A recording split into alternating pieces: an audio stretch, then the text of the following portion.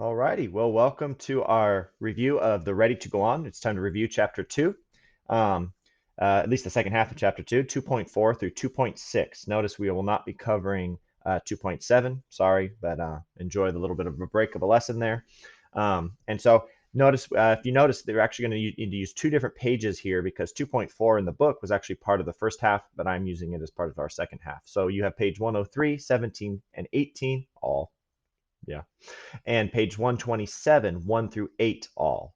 Okay, so I'm going to go ahead and do number 17 from page 103, and then I'm going to do all the evens from page 127, 2, 4, 6, and 8. All right, so let's get started with our review. All righty, number 17.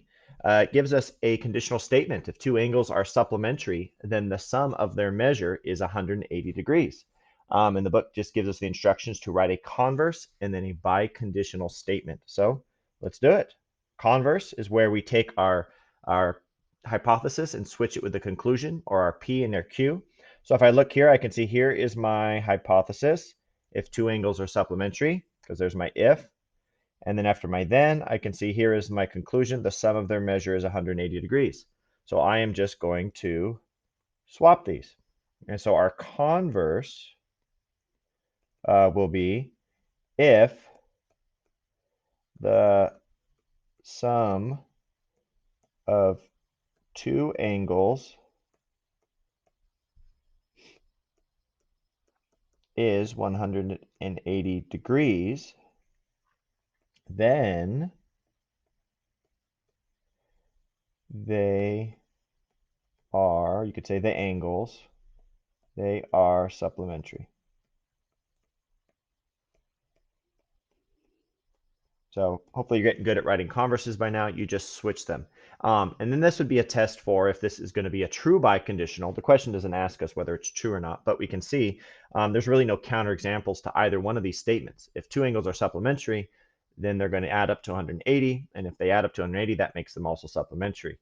So it is a true biconditional. Hence, this is a good definition. Or the reason it is a good biconditional is because you can tell this is the definition of supplementary angles. But all that aside, once you have your converse, you then can write your biconditional. Okay, and that's going to introduce the keywords if and only if. So instead of, we're not going to use if and then, but we're going to use the if and only if to combine the two together. So here we go. That's exciting stuff. Two angles are supplementary. Sorry, it's a long word. It takes me a while to write it.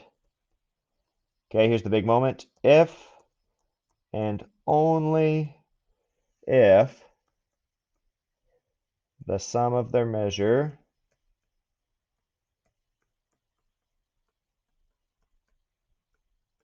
is 180 degrees. Okay, which that is true. But notice you just for biconditional, and I'll scroll up so you can maybe see that past my beautiful head. Two angles are supplementary if and only if the sum of their measure is 180 degrees. That's a biconditional. And notice we could then even write a definition from this where supplementary angles have a measure of 180 degrees. And so there we go. Converse, and then the biconditional that unites them both, again, with the key statement, if and only if. Oh, as I was going to say. And of course, the order here doesn't necessarily matter. If you wanted to say the sum of two angles is 180 degrees, if and only if they are supplementary angles, that's perfectly fine. There's not, because it works both ways, there's not a correct order for biconditionals, at least as far as I'm concerned.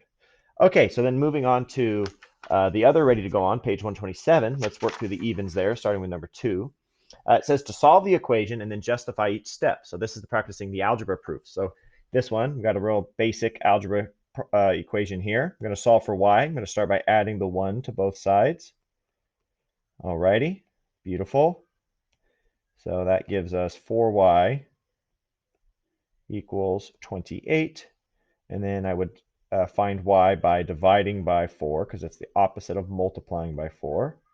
So that cancels out, and we get a wonderful pre-algebra answer of y equals 7. If you want to box that, a good habit, go ahead.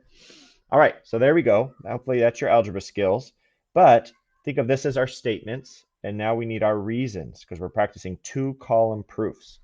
Alrighty, so start with the first step. How did I get that equation? 4y minus 1 equals 27. Segment addition postulate, angle addition postulate. No, they just gave it to me. So usually your first statement is a given. Okay, then how did I go from 4y minus 1 equals 27 to 4y equals 28? I added 1. So that is the addition, I'm going to abbreviate, postulate of equality. Alrighty. And then how did I get from 4y equals 28 to y equals 7? I used the division. I divided by 4. So then we have the division property of equality. Oh, yeah, this should be, I'm not really worried about the difference between properties and postulates, but we'll go with property. Okay, so that's easy, just a two-step thing. But again, you notice you usually start with a given and then just track whichever step, whatever operation you use, whether that's addition, subtraction, multiplication, substitution, distribution, once they get a little more complicated. Okay, let's take a look at number 4. Number 4 says, identify the property that justifies this. So they're saying angle XYZ is congruent to angle PQR. So angle PQR is congruent to XYZ. Oh, this is pretty nice. Not too complicated. They simply just switched places. So there's a property that says in algebra, we can read left to right or right to left. Doesn't matter which one comes first. And that is like looking in a mirror. You are the same person. So that is the symmetric, where we are symmetrical. I don't know why I mentioned the mirror. It might not be a clear connection to you. Symmetric property of equality. So whenever you see them switched places, just flipped, that is the symmetric property. If they're ever exactly the same, XYZ equals PQR, well, we won't get into that. But if they're switched, that's symmetric property. Okay. Sometimes teachers talk too much. Number 6, same thing. We're going to identify the property. Angle 4 is congruent to angle A, and angle A is congruent to angle 1, so angle 4 is congruent to angle 1. Okay, hopefully you're getting familiar with this. This is where we can see the conclusion here is the same as the hypothesis here. And so this kind of acts like a bridge connecting angle 4 to angle 1. And so that is what it kind of transfers the congruency. And so this is the transitive. It's also the law of syllogism, but this is the transitive property of equality. Okay? Because the A is a bridge that transfers congruency from angle 4 to angle 1. I don't know. That's kind of what I tell myself, trying to make sense of it. All right, there you go. And finally, number 8, they've given us a full proof, and we just have to fill in the blanks here. Whoops. Here, here, here, and here. Okay, so the proof is, the given is, they gave us that angle 1 is angle 1 plus angle 3 is 180. Then we have to prove that angle 1 is congruent to angle 4. Okay, so they said angle 1 plus angle 3 equals 180. Well, we just read. How did they know that? Well, like most first steps, that was given. A little bit of bonus information. Alrighty, then they go ahead and do something that they do by the definition of supplementary angles. So if they're using the reason of definition of supplementary angles, they probably just declared that certain angles are supplementary. And given that they said 1 plus 3 is 180, which means they're supplementary, they're probably saying that angle 1 and angle 3 are supplementary. Whoops, write that a little better. Are supplementary angles. And they can say that by definition of supplementary angles. And then they look at the picture. Sorry, I didn't sketch the picture here. It looks roughly something like, I'll just put a tiny one over here, there, and there, and there's 1 and 2, 3 and 4. And so the first thing we said again was that 1 and 3, because it was given to us, are supplementary. Then they say that 3 and 4 are supplementary. How do they know 3 and 4 were supplementary? Well, just look at them. They form a linear pair. So that's why they gave this reason here, linear pair theorem, because they could just look at it and say, well, based on what we can see, we know that that's a linear pair. So then they take the step and they say, well, angle 3 is congruent to angle 3. Well, yeah, obviously. So how do we know that? Well, whenever something is equal to itself, that is the reflexive property of equality. Spell that right. Okay, reflexive property of equality. And then they finally say, so therefore, the congruent something according to the congruent supplements theorem. And so what they basically did is they said, well, 1 and 3, let me change colors here. They said 1 and 3 are supplementary. And then they said 3 and 4 are supplementary. And so that means that 1 and 4 must be congruent to each other.